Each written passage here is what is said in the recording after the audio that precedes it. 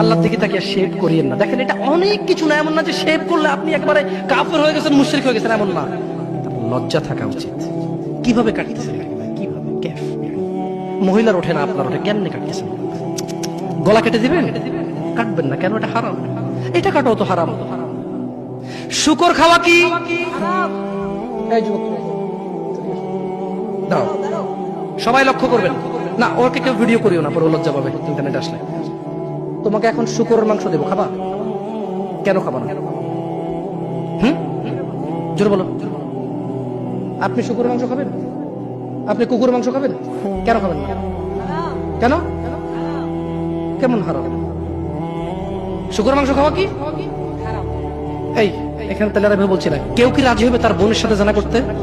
কেন? কেন? কেন? কেন? তো নামাজ না পড়া কি?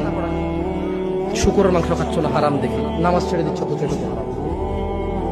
তার মানে তোমার যদি স্বাদ লাগতো, তোমার বাপ মা যদি শুকরের মাংস খেতে, তুমিও খাইতা, হারাম আর বাস্তা।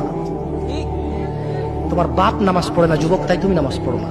তোমার বাপে ভাত খায় তাই তুমি ভাত খাও, পাকিস্তানের রুটি খায় তাই ওরা রুটি খায়, চাইনিজরা এভাবে লাঠি দিয়ে খায়, ওরা লাঠি দিয়ে খায়। শোনো, তুমি বলতে চাচ্ছ তুমি শুকর খাও না কারণ এটা হারাম, তুমি মিথ্যু, তুমি একটা চরম মিথ্যাবাদী, ধোঁকাবাজ। তুমি বলছো তুমি শুকর খাও না, এটা হারাম না? তাহলে তুমি নামাজ না পড়াও তো হারাম, তা তুমি কেন কেমনে ছেড়ে দিচ্ছ?